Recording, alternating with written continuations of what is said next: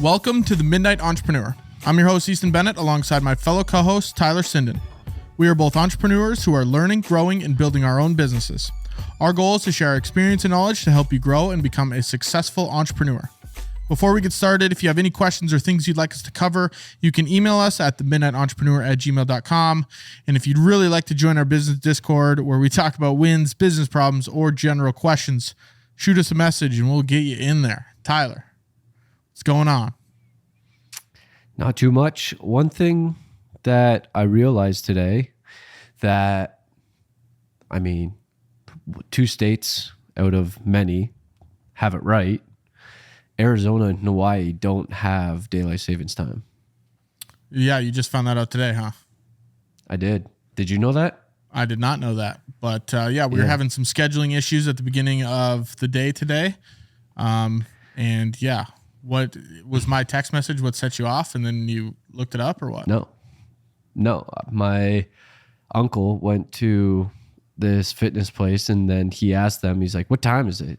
Because he thought it was 10 o'clock. And I was like, no, it's 9 o'clock. And he went there and then the guy working at the gym basically said Arizona and Hawaii don't shift their time. So they got it right. So so you guys are just always, you stay at the same time, no daylight savings, you don't go back or forward? Apparently. They got it right. Very interesting. I know the argument for daylight savings, it's one where, your sun in the morning and your sun at night gets pretty weird at some points of the year when you don't have it. So that's the reason. So let's just change the time. Yeah, that's the reason they do it is so I think there's a thing. It's so kids don't go to school when it's dark out in the morning. So like there's some place if you don't have it, like the sun will come up at 9 a.m. So then it's like, okay, that's way too dark in the morning. What about Alaska? That's different. That sun stays up for 6 months at a time. You can't really fix that. Just don't. Time's a figment of our imagination. Let's just not make it real. You could tie it to the light a little bit, but yeah, I thought they were getting rid of it for the longest time, and then apparently they didn't. But it's whatever. I do like it in the fall when you fall back and you get an extra hour. But springtime is always interesting because you lose an hour. But whatever. You get an hour for one day. Yeah, which is fun. That's amazing. That day you get some extra sleep. It's exciting. But then in the spring, it also sucks because then you lose an hour that day. But it's on the weekend, so not really. If I go to bed at midnight and I wake up at 8, usually, okay, now I just wake up at 9, whatever. Yeah, I thought we did have daylight savings time or whatever it was because I woke up and my watch is like, you slept like crap. And I'm like, and then it was like, you didn't get enough sleep. So that's why I figured I didn't get enough sleep. But apparently I just slept like crap and I didn't get enough sleep when I was in bed for like 9 hours. I thought it was comical how you said, move your clocks forward. And I said, the whole time I was thinking, I'm like, no one manually moves their clocks forward unless it's on an oven or a microwave. Otherwise, yeah, that's another thing that confused me because the oven and microwave were both at the right time, and I'm like, I don't know because his phone said it was 10 o'clock, and I'm like, no, my phone says 9, and I trust my phone more than yours. That's very interesting. He's in Arizona too, and his phone didn't auto change. He's got a Canadian phone, so okay, so it doesn't work. I'm assuming something like that. That's why I was like, I trust my phone more than yours. Yeah, you do have an American phone. I forgot about that. Yeah, very interesting. So for the people that don't know, Arizona, Hawaii, no daylight savings time. They're starting the trend. So if you decide to film a podcast, just know when you're scheduling it that your times are going to get all wacky. You're filming on the day. So. I know I'm on West Coast time now. That's wild. Yeah, this is pretty crazy. But other than that, Tyler, what is new with you? What has been going on since the last week that we have talked? I just sent out an email scheduling my Q2 call with my one client. She's kind of the dream client because she doesn't email me, ask questions, and all we really ever do is we talk once on this quarterly call. And outside of that, there's not much emailing going back and forth. If I have a question or I want to check in with her or just update her or anything, I'll do that. But other than that, it's just kind of the dream client. Free money, baby. Yeah, it's like out of sight, out of mind type of deal where I try and do my best and hopefully I'm delivering results to her and she sees that and she doesn't really need to see the vet or want to keep checking in every day or week or whatever it might be. It's what's going on? Are you still having to do work every month though? Oh yeah. I do weekly check-ins. Sometimes I'll go in there every now and then and see how it's performing, see how our website's doing, check out the submissions because I want to see if the people that are submitting forms are good and qualified. So sometimes I do go in there and check it out, but it's just the client communication aspect of it. There's not a lot of that, which I love. Yeah. It's always exciting when you get a nice, easy client that's not throwing you a bunch of headaches for sure. Mm-hmm. Yeah. So she's really nice and I really like that client. Well, good to hear. It's a dream client. You can make sure that you're looking for more of those clients in the future. Yeah. We put her in a barrel and it's like, how do we get more of her? How do we clone her? Start trying to find. Exactly. How do we clone this woman? Exactly. Cryogenically freeze her like they did the Austin Powers. I don't remember that. Or maybe they did it. I think they did Austin Powers and Dr. Evil. It's been a while since I watched that. Yeah, it's been a while for me too. All right. What else you got for us, Tyler? I was looking at like my paying. So I was paying off a credit card this morning and I was just kind of like looking at my bank account and looking at New Frame's bank account. And I feel like I don't classify New Frame as like a business. So it's kind of interesting, like that mindset, because it just seems like I'm helping other people out and I'm getting paid for it. It's kind of what it seems like at this point. What would you classify as a business? Sorry, it was really soft what you were saying there. What would you classify as a business? Why don't you think you classify it as one? I think it's just my mindset towards it. It's more of like a freelance type of help out. I have this skill and I'm helping people out and in turn I am getting paid for it. So yeah, I don't know. Maybe it's just because it's not like a massive business and I have a building and I have employees and it's kind of like a freelance side gig type of thing. So maybe that's why. But yeah, I was just kind of looking at it. I'm just like, yeah, I don't know. I just don't classify it as a business. I don't know. Or I don't see it as a business.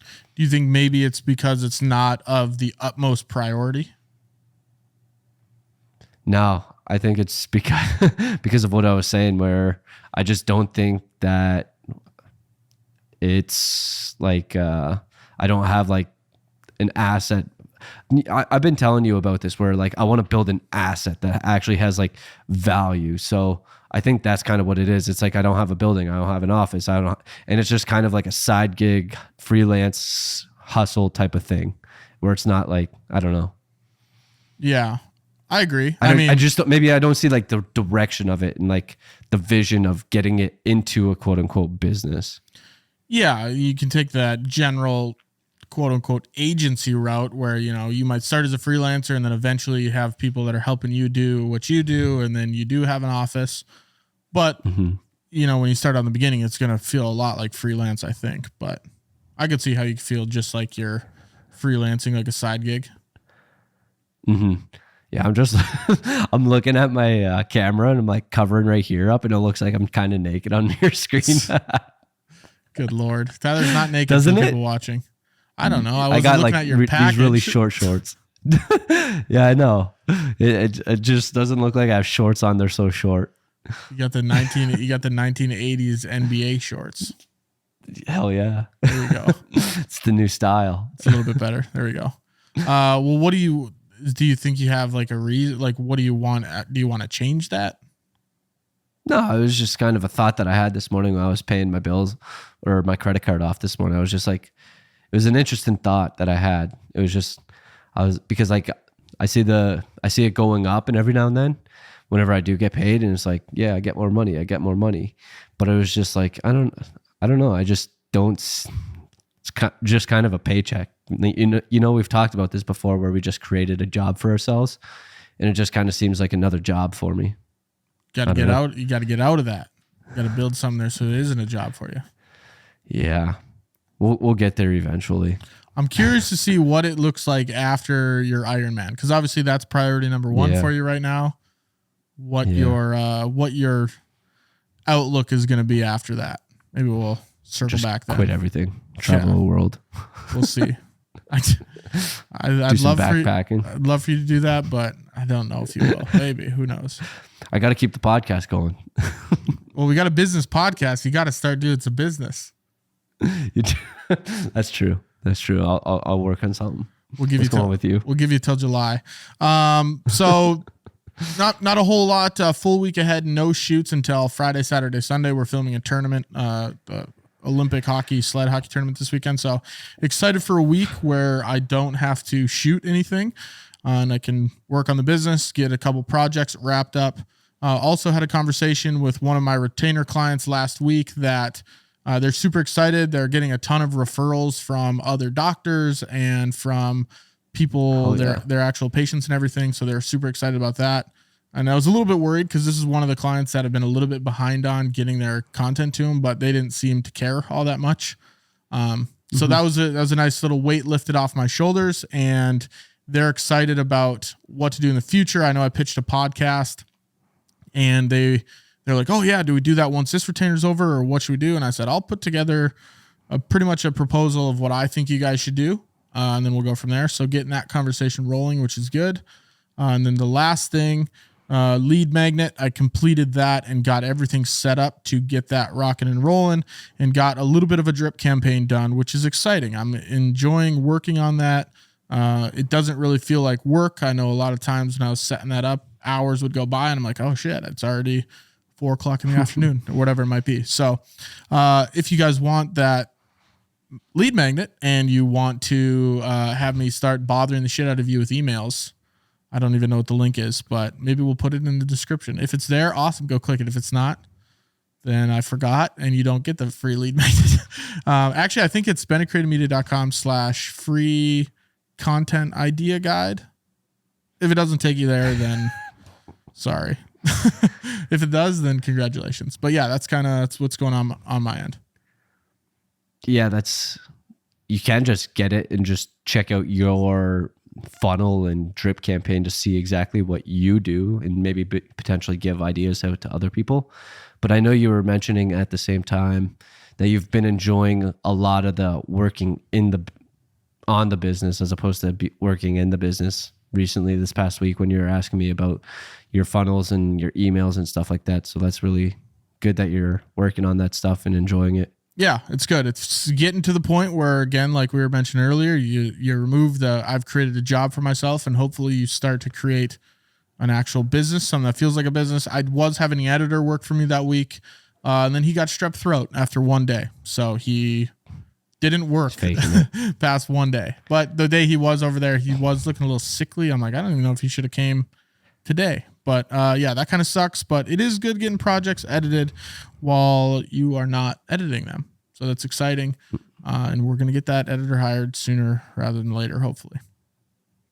And maybe one of these days, you'll get to the point where at the end of that lead campaign or funnel, whatever you want to call it, you have a small offer that you'll be able to offer people that is something of a course nature, where it's like maybe a one-time payment or something that's just something small where they don't maybe want your full services and maybe they want some of your knowledge, and you have something that you're able to offer, and maybe that'll be something there. Yeah. For the people that can't afford, say, a $10,000 campaign, they can buy this $500 thing and learn how to do it from themselves. So definitely something that could happen. Just, I don't know how relatively soon it'll be, because I think it's a lot of work putting in that work up front, and then you're not really sure if it works anyways.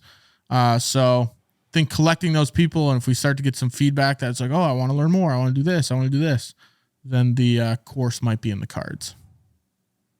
Listening to the public. Answering their questions. Answer the public. Yeah, if you want a little teaser, Answer the Public is talked about in the lead magnet. But yeah, that's what's going on. Tyler, anything else before we get into this week's topic? Wait, what'd you say? I said that's what's going on. Did you come up with the lead magnet from Answer the Public?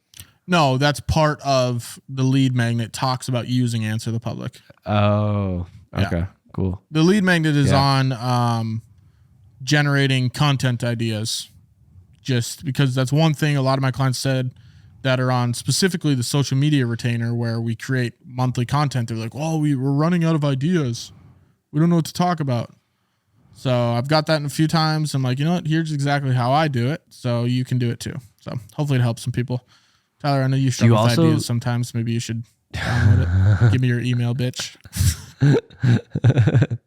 Did you also include like searching Google and then like that little box that shows up all the questions? It's like frequently asked questions. Yep, it's ChatGPT, it's Answer the Public, and it's the Google suggested questions or suggested searches, whatever it is. Those are kind of the three main ones that I put on there. Cool. So good stuff. I thought it was pretty good. Sounds valuable. Took me a couple hours to do it, and I was trying to put as much value in there as I could. I think the document looks clean. It looks nice. So hopefully it works. But now it is on to creating ads and actually getting the top of the funnel set, because the bottom in the middle of the funnel is kind of there. But yeah, got to get the people to actually get to that website. So there you go. Facebook ads. Yeah, got some ideas for that, but that we will have to update you in a later episode. That's what we're going to have to do. So sounds good. Looking forward to it. Cool. All right, let's get into this week's topic. One thing that we came up with, not really sure how, we actually used Answer the Public. That's how we did it. So you can see we're using this live and in action. We even use it for the podcast topics. Are entrepreneurs born or made? And I know a lot of people dig their feet in the sand and they're like, oh, entrepreneurs are, you're born that way and that's the life you grew up in. And then other people think anyone can do it if you work hard enough. So really, that's what we're going to be talking about, whether we think they're born, whether we think they're made. We'll talk about some of the traits. We'll talk about some of the reasons for thinking our thoughts. And then at the end, we'll give you kind of our final votes on whether entrepreneurs are born or made. So figured we'd start off with some of the traits of an entrepreneur. Tyler, you want to give us some of the traits, maybe some of the traits from an entrepreneur that you're born with, things that definitely give you an advantage or a disadvantage straight out of the womb? I think one of the advantages or disadvantages is the environment that you're born into. Because if you're born into in a situation where your parents are both entrepreneurial, they have their own businesses, whatever it might be, they talk a lot about business, that puts you at a significant advantage compared to someone else that maybe has like a single mother or a single dad or whoever it might be, where their parents split up or something like that. And then they also don't have that entrepreneurial mindset, where they haven't started a business and they're just kind of maybe like working at a restaurant, and maybe they have the mindset of, oh, all the rich people are greedy and they just talk negatively. So I think environment's a huge one, because then you just kind of learn that from osmosis, from hearing it from your parents. And then it's just like at the same time, like the environment that you're in. So you pick up a lot of that stuff, and then you might just, whether positive or negative, if you're in that positive environment, you're going to see a lot of more opportunities compared to someone else that might be negatively impacted from it, where they just might see negative aspects towards that. Yeah. And that's, I think, is the main driving factor for the argument of, oh, entrepreneurs are born that way. Oh, they grew up, their dad was a billionaire, so they became an entrepreneur and started their thing, and they had better access to these people and easier access to money, whatever it might be. And then I always go back to, when someone says that, well, how did the first person in that family, that generation, how did they become an entrepreneur, a millionaire, a billionaire? Somebody had to start from scratch, because not everybody in the family was just born a billionaire. So they that's break the chain. What's that? They break the chain. Exactly. So one person has to start from scratch and become a made entrepreneur rather than a born entrepreneur. So a lot of times that squabbles a lot of the conversation. But what are your thoughts on that, Tyler? It makes a lot of sense because at some point someone has to be that made entrepreneur if they are going to be eventually going into entrepreneur. Like, not everyone does go into it, and then that could be a different discussion whether if everyone's made for entrepreneurship.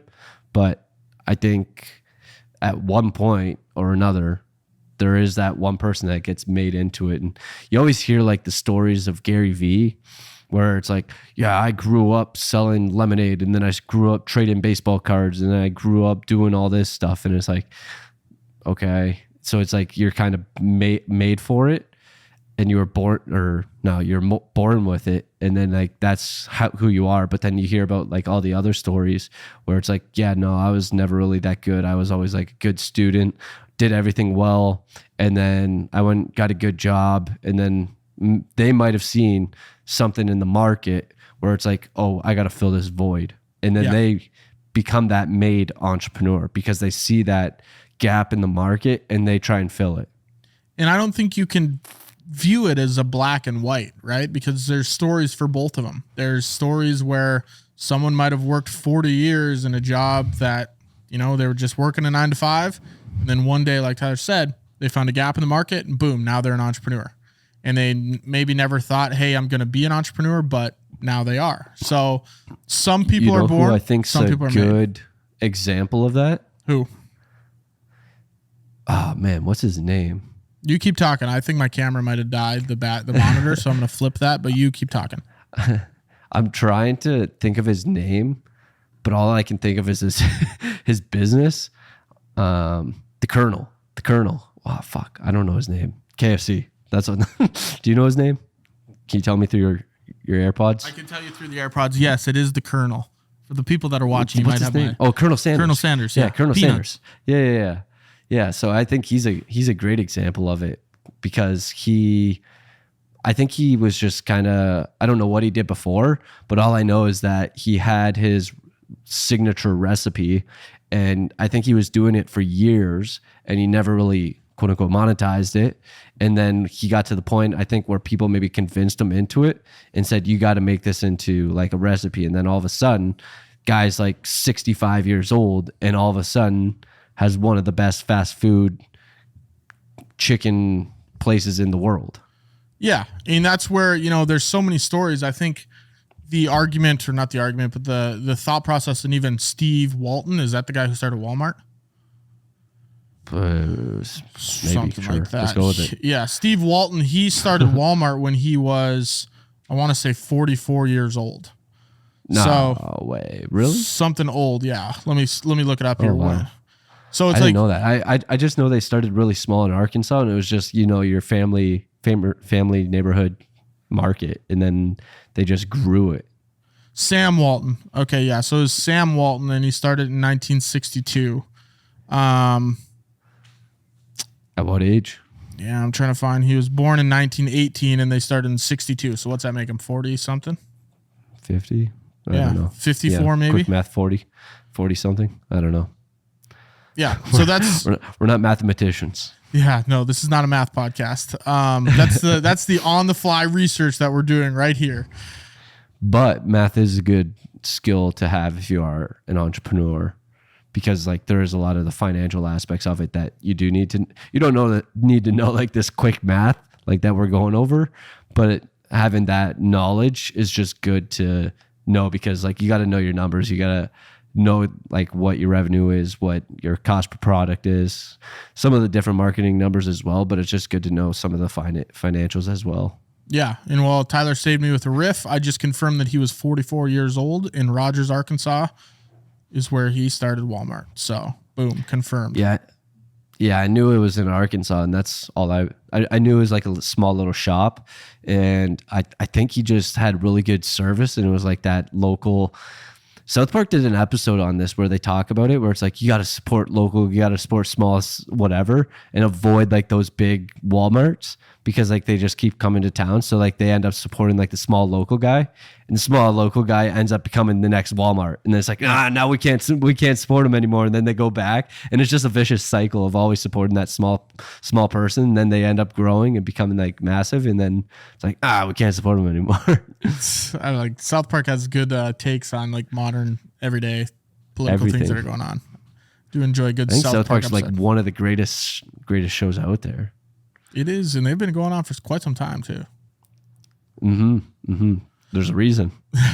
Okay, so let's talk about a couple more traits, entrepreneurship, things you might be born with. I mean, a lot of times you have some disadvantages. Maybe, there's some racial discrimination or gender discrimination or the location you're born. Maybe you're born overseas or you're born in a city or a neighborhood where you don't necessarily have the best opportunities or there's a lot of crime going on.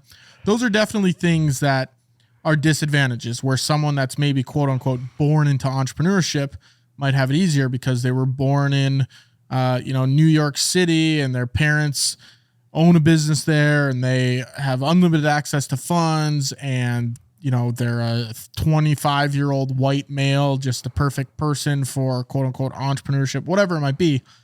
Those are some things that you can definitely be born with that are advantages or disadvantages, but there are also traits that you can acquire and that you can learn. And I personally think, I don't know your thoughts, but I think those traits are more important than the actual traits that you're born with.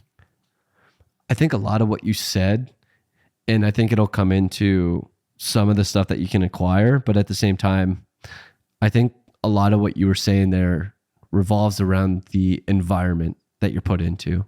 Oh, for sure. And I think that's probably like one of the number one leading indicators of like what's going to happen. Yeah. And you can't really change the environment you're in, or at least that that you've started in. Of course you can work your way out of it, but when you start day one of entrepreneurship and you're like, I'm going to do this, if you're in a shitty neighborhood compared to a perfect neighborhood, suburban brownstone houses, whatever, that's not really in your control. So you just have to battle through it. And one of those traits is work ethic. You got to have work ethic. That's one of the skills you can acquire.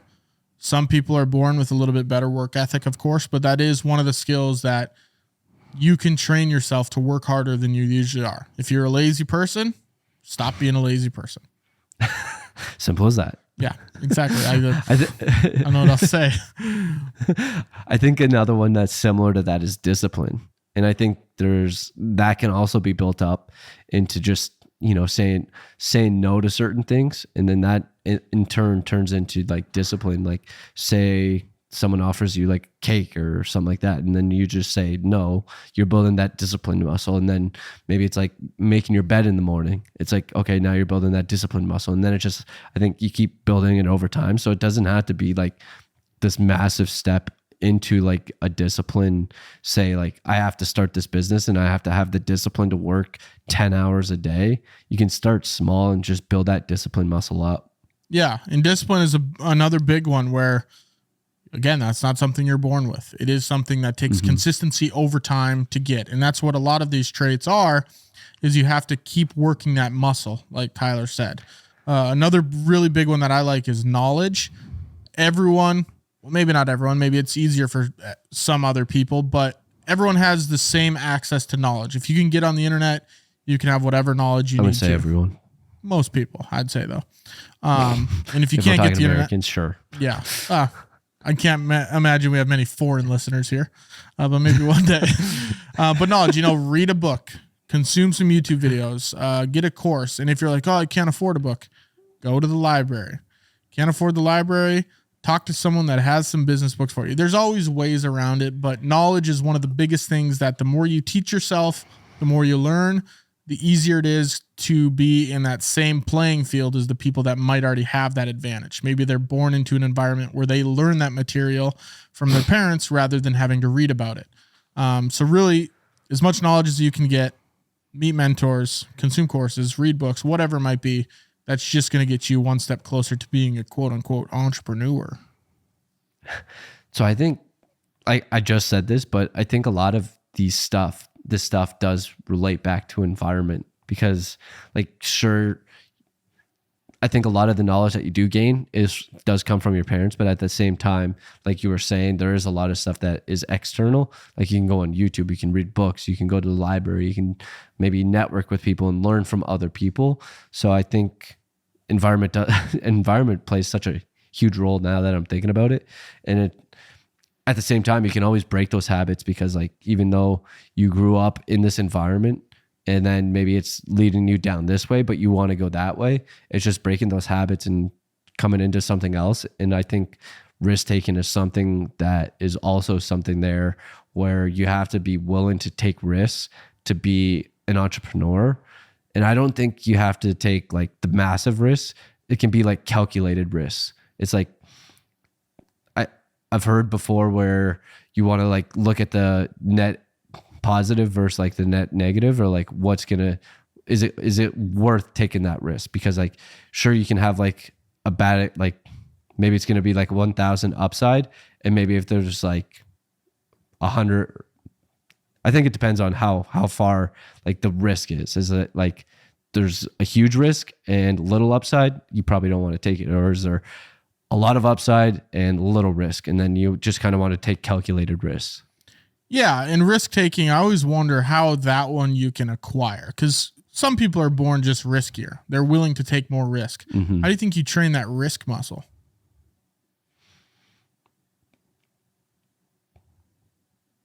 Can you train?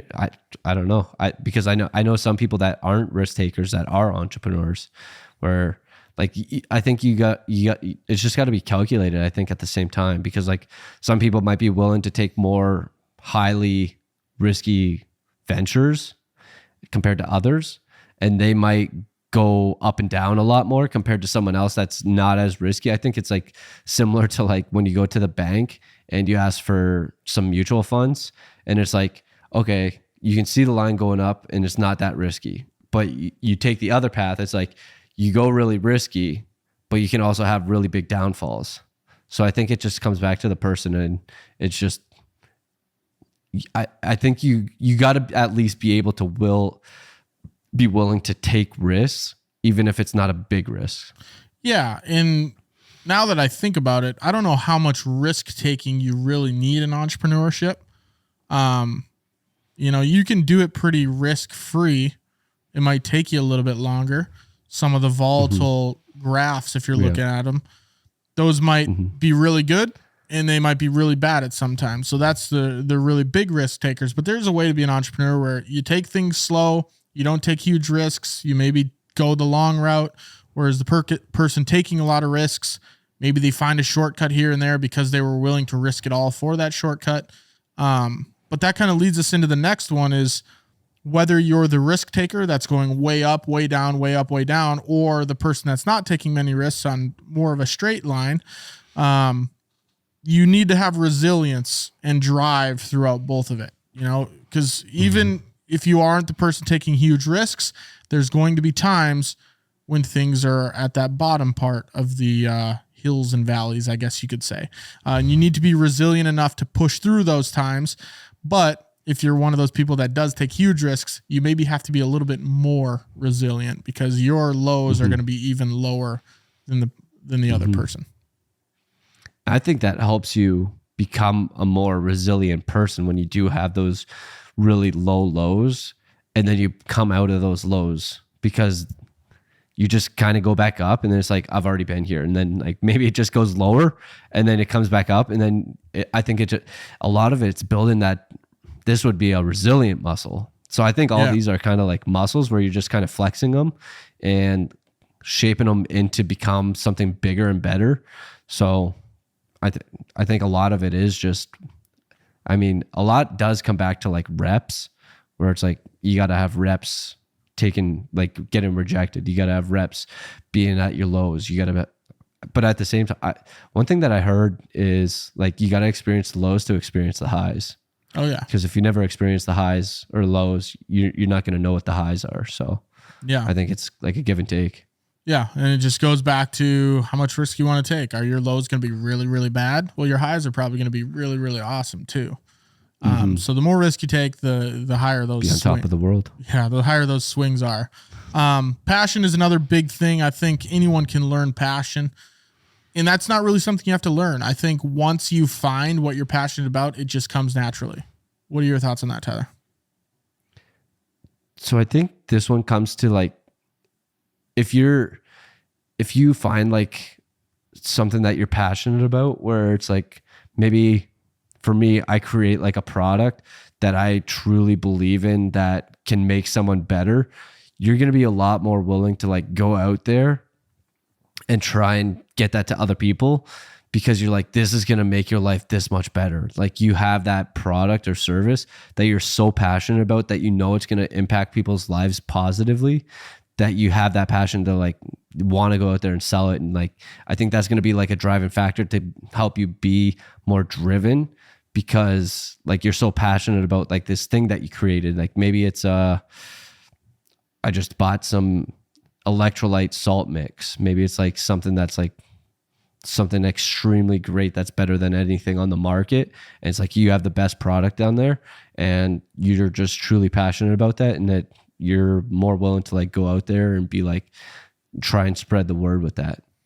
Yeah. And I don't know if that really is something that you have to acquire. I think it just comes naturally. You know, if you do run into a product where you're like, this is the best thing ever, that I need to create this to share with more people, that's not something that you're like, I need to read a book so I can learn about passion. I think that more so, I think everyone's born with a passion for something here and there. You just have to find what it is. That's the hard, difficult part. I believe it can go even to the people that are, made entrepreneurs, where they see that void in a market and they want to fill that void. And then when they create that product, this is also like a one where it can go back and forth, because like you might create this thing and you're really passionate about it and think that people need it, but the market says otherwise and people don't actually want it or don't actually need it. And you're like, you don't want to give it up because like you're so passionate about it. And you're like, this is my baby, I can't get rid of it. Like you found this quote unquote void that you thought was there in the market. And then all of a sudden the marketplace said no. Yeah. And that's, kind of sucks. But maybe you have to pivot. You have to pivot in a way that you can still work on your passion because it's what you really want to do, but figure out a way to make it work. Because not everything is going to work 100% exactly how you think it is. You might have to do some pivoting. Works every time 60% of the time. Yeah. I don't know the quote. I don't Works even know 100% of the time, 50% of the time. Last skill that you can really learn is leadership. I don't know if I've even been to that point yet because I don't really have a team to lead or anything, but that is a trait you can definitely learn. You don't have to be born with that at all. Yeah. Some people are born with better leadership, but for sure. I think this goes back to like one of the books one of the things that you mentioned was knowledge, and reading it from books or getting it from YouTube videos, or maybe it's like watching other people, how they lead. But I think at the end of the day, one of the best ways to do it is actually by leading. And it's like you get that actual feedback live when you're trying to lead other people. It's like, are they following or are they not following? It's like, okay, they're not following. Why are they not following? Yeah. So maybe it's like ability to pivot as well as another one that you need to like, reassess or assess yourself honestly. Yeah. And the more we go through these, you guys listening should probably be thinking, because this is what I'm thinking, is that majority of these you aren't born with. You're not born with like, oh, I'm born with the ability to pivot. No one says that. Oh, I was born with the ability to pivot really well. It's like, no, you probably learned that. You probably made some changes, realized the effect of pivoting to different things and the success it had. And now that's a trait that you have. So a lot of traits in entrepreneurship you can definitely acquire. You can learn them. And those are going to be a lot of the more important traits rather than this is where I was born or this is what gender I am, whatever it might be. So moving on, Tyler, unless there's other traits you want to talk about, but I figured we could kind of talk about our, not our arguments, but the reasons for both. We can kind of recap it. A lot of it is the environment. Like you said, the reason for the born argument is that people think, man, they're born into it. They have a dad that has a lot of money. They were born in an easy town to start a business, whatever it might be. And if that's you right now, you need to get that out of your mind, because having that mindset is only hindering you into becoming an entrepreneur. Maybe you aren't born into it, but becoming an entrepreneur that is quote unquote a made entrepreneur. Yeah. I think at the same time too, if you're saying stuff like that, it's just never going to happen to you, because it's telling the world that no one can do it unless you're born into that certain circumstance. And it's like, you're never going to find the opportunities. Like those opportunities could be like right in front of you and knocking on your door. But you're saying to the universe and to the world that, no, that's not for me. I wasn't born into that situation. So you're just never going to, like, you're just going to constantly overlook that. and it's never going to happen. And a lot of times what you put into the world is what's true. There's a quote that I always used to tell myself growing up is, whether you say that you can or whether you say that you can't, you're right. So really whatever you tell yourself, majority of the time is true. So if you keep telling yourself, and that's the whole thing about people saying manifestation and why they do wake up and they do their 5 journal prompts or whatever it might be.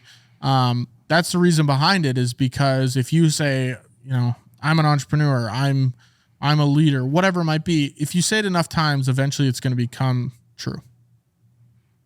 Mm-hmm. So that's like, I know there's people that don't even want to say the negative stuff because they believe that it's going to actually reflect onto them in their lives. Like just quote, like me just saying I'm poor or I'm lazy. They don't even want to say stuff like that because they believe that that's going to actually manifest onto them personally. And that's like them telling the universe, like that's actually the thing. And it's like, they don't even want to do that because they believe that's actually going to happen. Yeah, 100%. And that's, I try not to say that as much as I can, but sometimes you're joking around. You say, oh, it's because I'm lazy, blah, blah, blah, blah, blah. But reasons for the born, it's the environment you grow up in. You might think, oh, they have easier access to resources, funds, people. That is 100% true. Sometimes it is easier to be an entrepreneur, and there's probably a lot more of them that way because it was easier for them. But that doesn't mean there isn't another side of the coin where you can become an entrepreneur. And some of the reasons that, you can become a made entrepreneur is because you work hard. Maybe you were in the slums and you worked out and now you run a business. Maybe your whole family, nobody went to college. Everyone was a deadbeat and you were the first person to go to college, and then you started a business and now you're a made entrepreneur. So you don't have to necessarily be born into certain circumstances or from the beginning have access to funds or access to different mentors or people. It is something that you can make a name for yourself without having to be quote unquote born into it. So there's one thing going off of that about hard work, and you're guaranteed to not succeed if you don't start, and you're guaranteed not to succeed if you quit. So that's just something similar to hard work. But at the same time, you can put in all the hard work and you're not guaranteed success, but there's a good chance that you can have success. But on the other side, you're guaranteed not success if you quit or you don't start. Yeah. And a lot of the times, if you just do it long enough, it'll be fine. Like, it might take you 20 years, but you didn't quit, so you can't lose there. And you already started, so you can't lose there. Yeah. So it might take you, it's like, damn, I did that for 35 years and I finally see success. But the only way you were ever going to lose is if you quit. Mm-hmm. Can't quit. I just made a video somewhat on that. Can't quit, never quit. Exactly. Except if you start a clothing brand that you don't want to start it, don't want to have anymore, you can make I don't even know what to classify it as, men's fashion brands. Yeah. Then you quit those fucking fast. As fast as you can. As Kevin O'Leary would say, take it behind the shed and shoot it. Exactly. That's, sometimes you have to be aware enough to do that. But if you do want to be an entrepreneur and you find something that you're passionate about and that you don't want to go out and shoot and can make money on, don't shoot it. So yeah, final votes, Tyler. I personally think it's not one or the other. I think it's both. Entrepreneurs are definitely born. Some entrepreneurs are born into it. Their dad's a billionaire. They get a loan from their dad. Boom, they start a business. Now they're another multimillionaire, right? Easy life, picture perfect. This is an entrepreneur. But on the flip side, there are so many people and so many stories of people starting a business. They came from nothing.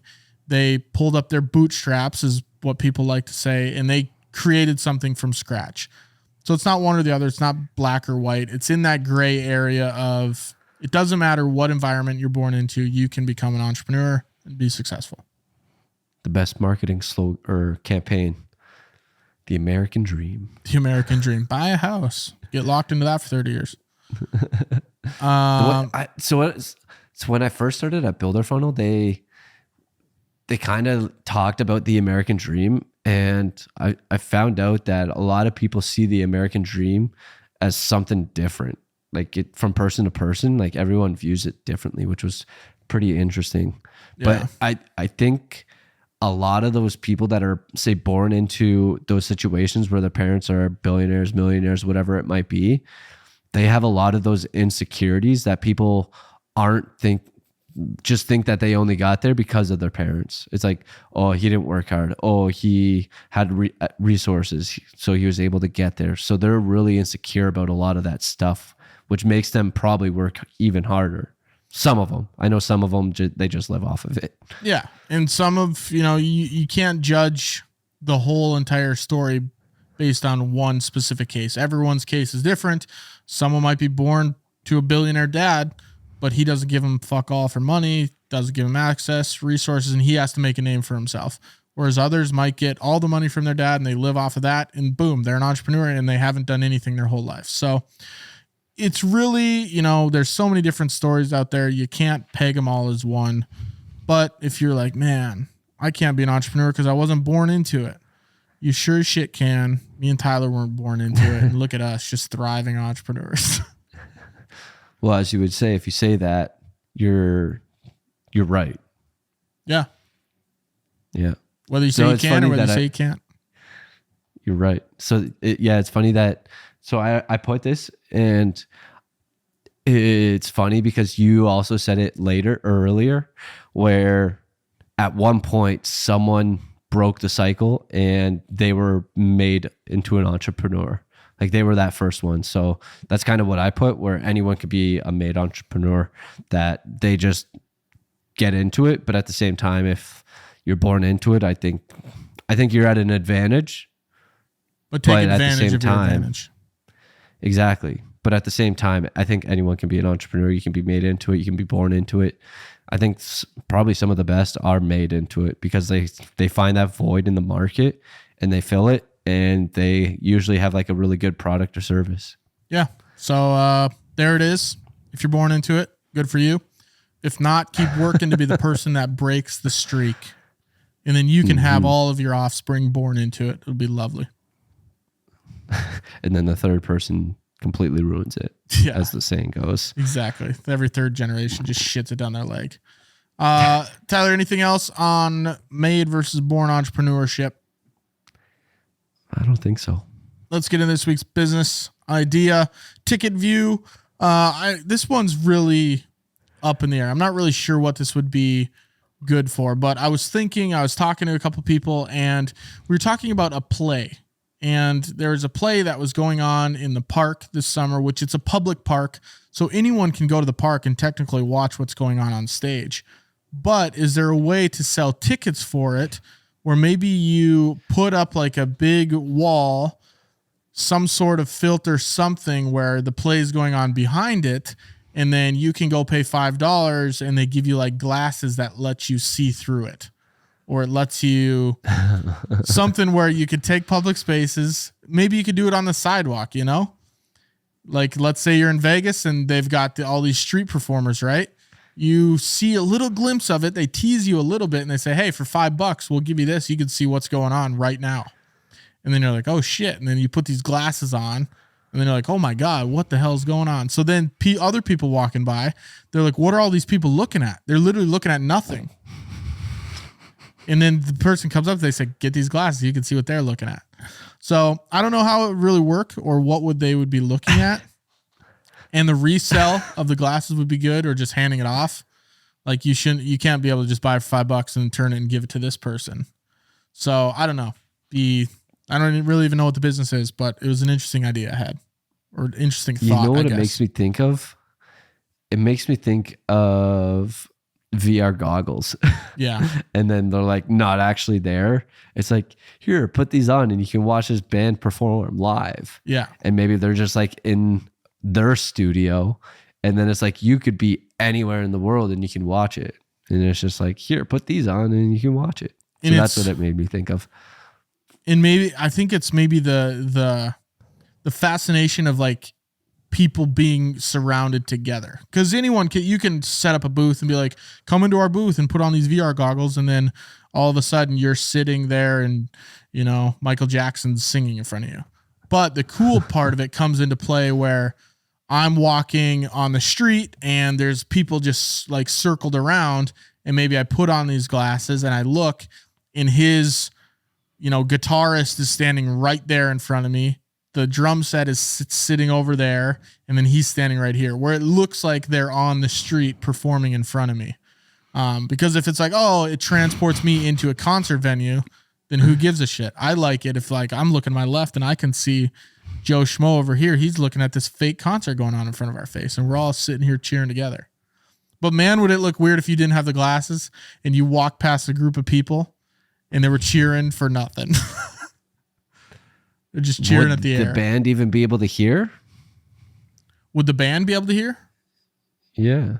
I don't know. Maybe it's a fake band. Maybe it's a show.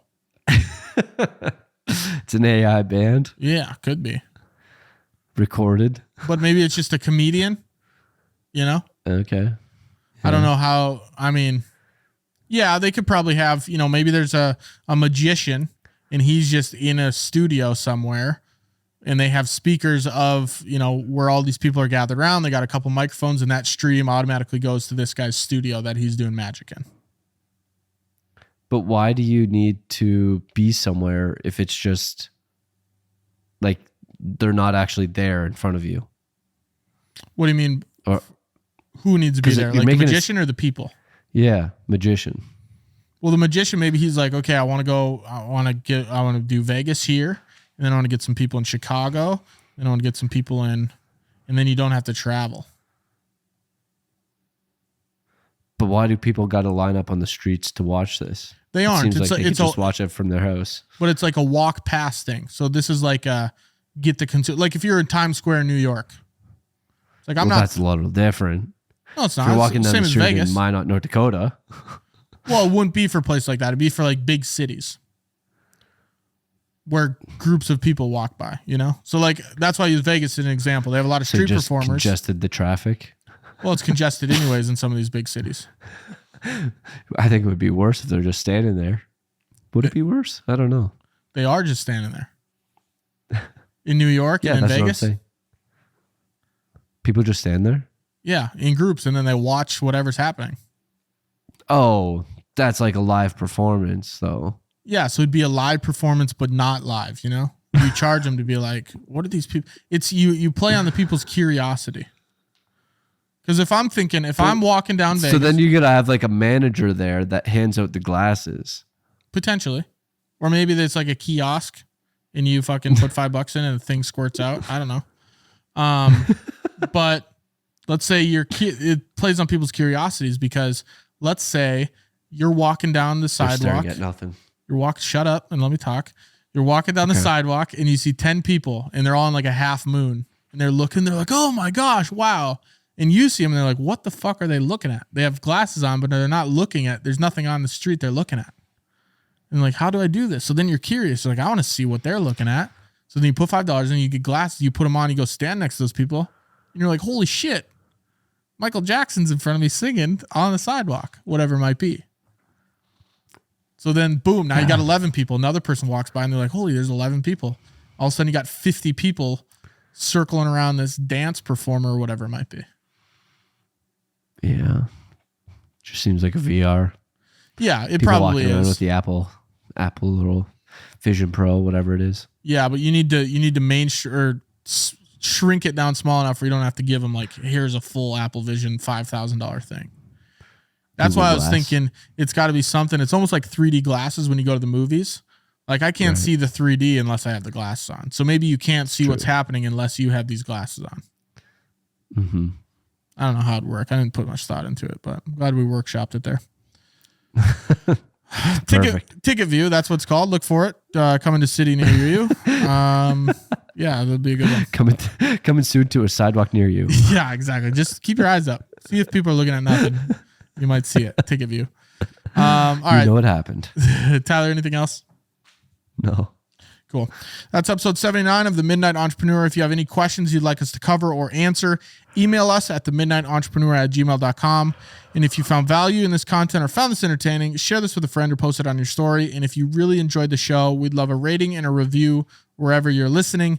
Talk to you guys next week for another episode of The Midnight Entrepreneur. If something is important enough, or you believe something is important enough, even if you are scared, you will keep going. Elon Musk.